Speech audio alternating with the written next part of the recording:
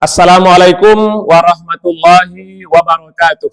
Waalaikumsalam warahmatullahi wabarakatuh. Apa kabar semua?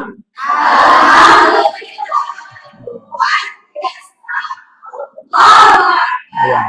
Saya pun yakin memang itulah kondisi kalian yang sebenarnya. Selalu semangat, selalu sehat. Baiklah, untuk itu kita mukadimahi dulu dengan tepuk semangat.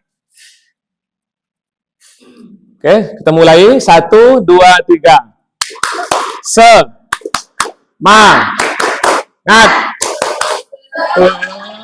Semangat. Baik. Semangat kalian diwujudkan dalam bentuk ada tepuk semangat.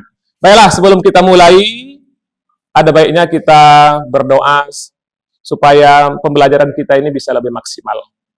Baik, doa dimulai.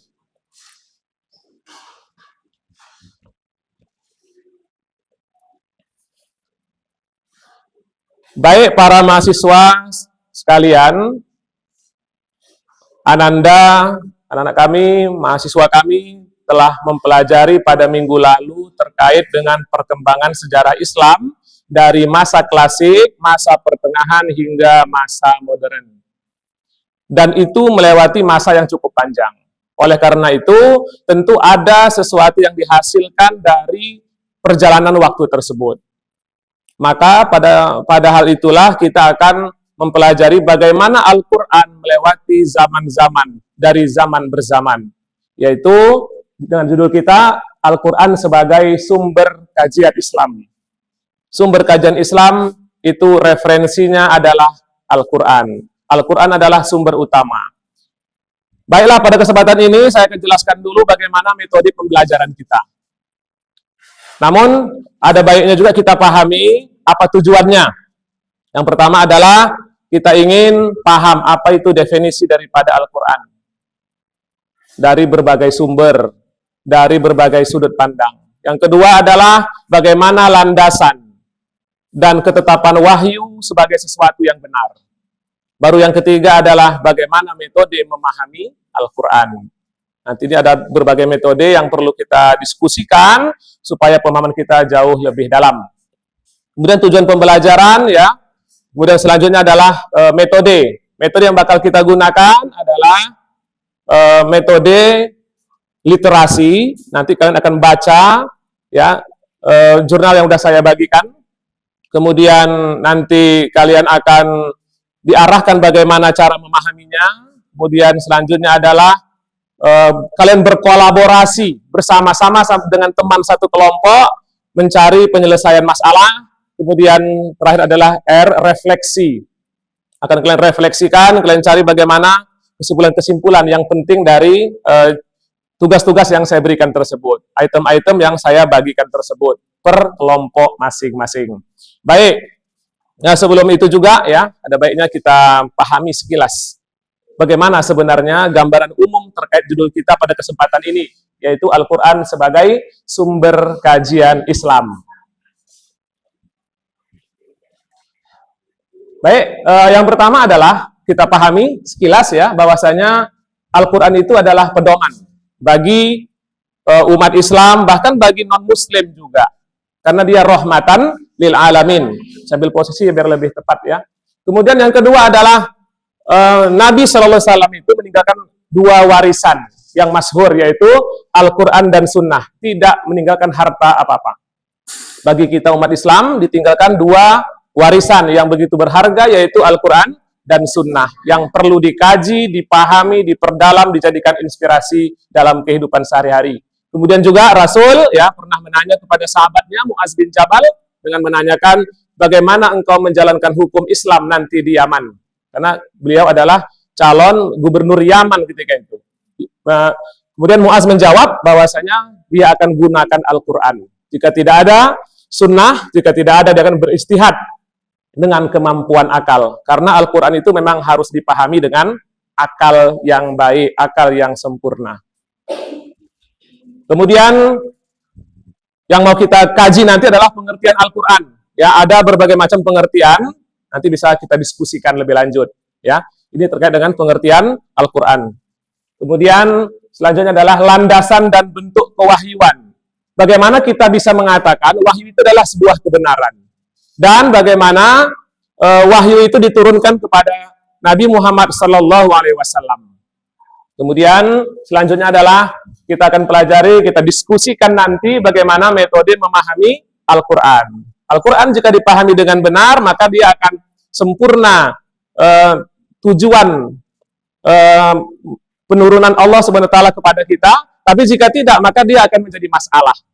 Bisa menjadi ajang pertikaian jika tidak dipahami dengan baik dengan metode-metode yang benar.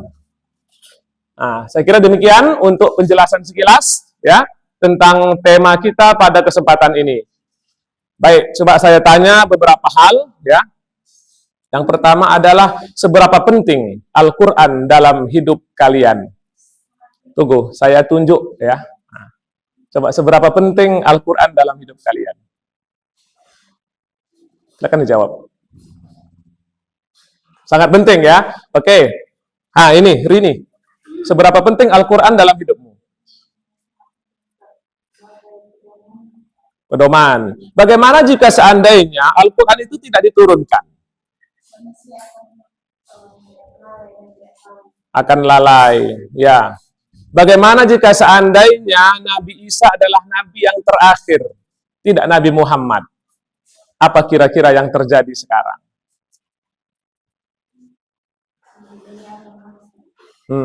Bagaimana? Akan kita berada dalam kegelapan. Baik, itu poin-poin utamanya. Sekarang kita diskusi, kita akan berusaha menggali lebih dalam ya terkait dengan Al-Quran ini.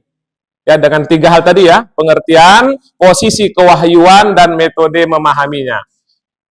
Sekarang kita akan bagi kepada 3 kelompok. Yang belah sini kelompok 1, ya silakan dibikin lingkar U, ya, U, dan berhadapan sebagian. Yang belah sini pun sama, silakan dibikin U, yang belah sini kemari ya, ke depan. Nah, ini pun sama, ya. Coba ada kemari sedikit, biar ada semacam kelompok dan bisa ngomong-ngomong. Oke. Dah, silakan 1 orang atau 2 orang dari kalian ya saling berdiskusi, yang lain mendengarkan, lantas bergantian juga boleh terkait dengan yang tadi sudah saya bagikan jurnalnya. Ya, silakan dicoba. Nanti baru kita lanjut dengan pembahasan terkait dengan diskusi ini.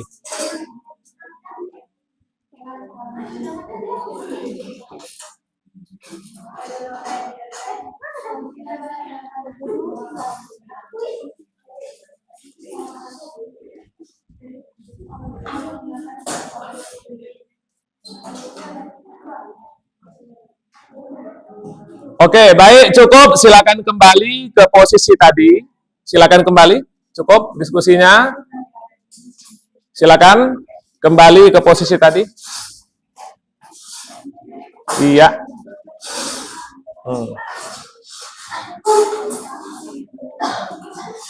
Ya, kelompok B ya. Ini kelompok A, kelompok B, kelompok C. Coba kelompok B apa yang didapat dari diskusi tadi?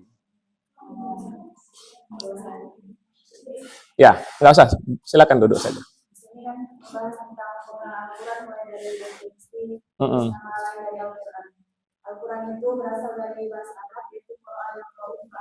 Oh iya, bagus. Baik. Kelompok C, apa yang tadi didapatkan dari diskusinya?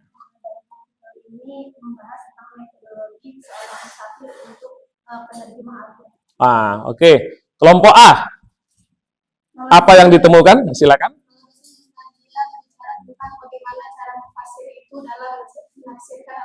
Salah satunya adalah menggunakan pendekatan nakli dan ya, nakli berarti dia tradisionalis namanya, ya. Kemudian akli itu rasionalis, ya. Ada lagi namanya hermeneutik, juga ada yang lain-lain.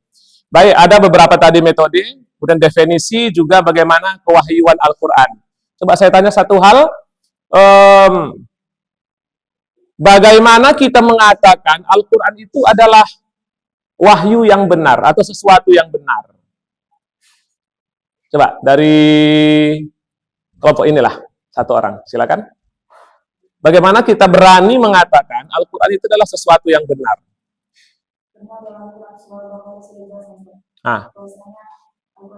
Dalam surah Al-Baqarah. Nah, tidak ada keraguan. Baik.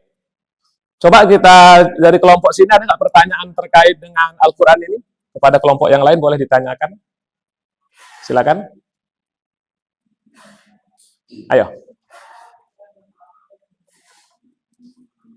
Belum ada? Ya silakan. Apa? Haida. Silakan tanya satu pertanyaan, nanti biar kelompok lain menjawab. Nah, iya, boleh. Bagaimana pendapat saudara kelompok tentang Al-Quran ini dengan mushaf yang lain? Misalkan seperti apa perbedaan dan sama-sama mushaf, apakah perbedaannya? Yang saya terus sampai sekarang bahwasanya Al-Quran itu dia masih murni, dengan kalau kita lihat seperti Injil, Taurat kan sudah mengalami perubahan.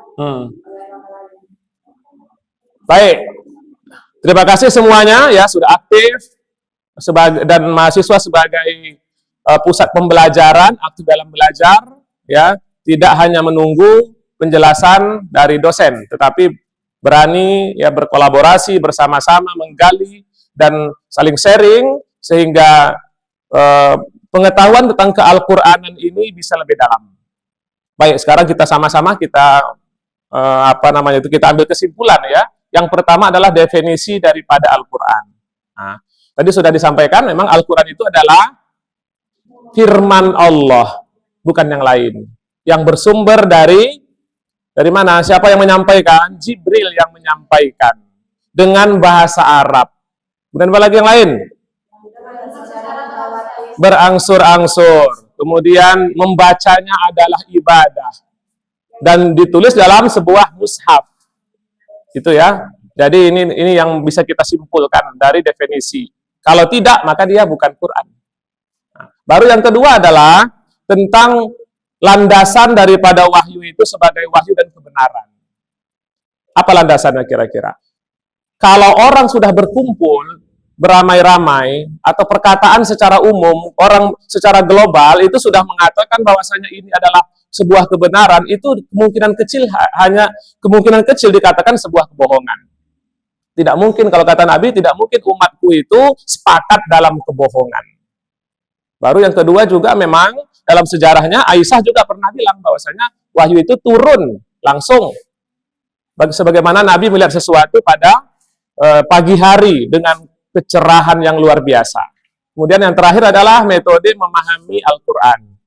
Ada beberapa metode ya. Tadi sudah didiskusikan oleh teman-teman kalian. Ada metode Muqarrin, metode Tahlili, metode Ijmali, kemudian ada lagi metode Maudhu'i. Ada pula dari sisi yang lain, yaitu sisi tradisionalis, ada rasionalis, ada lagi sisi hermeneutik ya.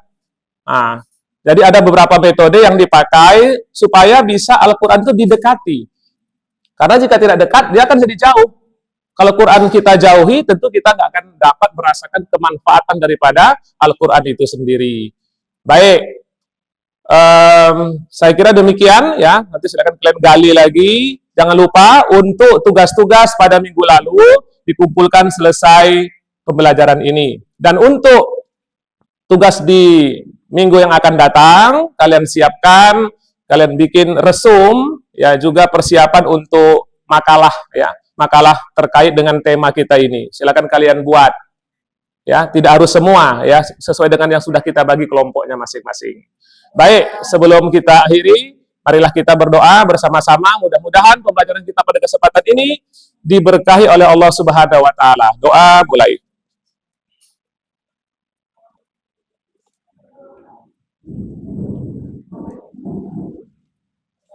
Demikian saya Azhar STHI MPMI dengan membawakan mata kuliah metodologi studi Islam atau pengantar studi Islam.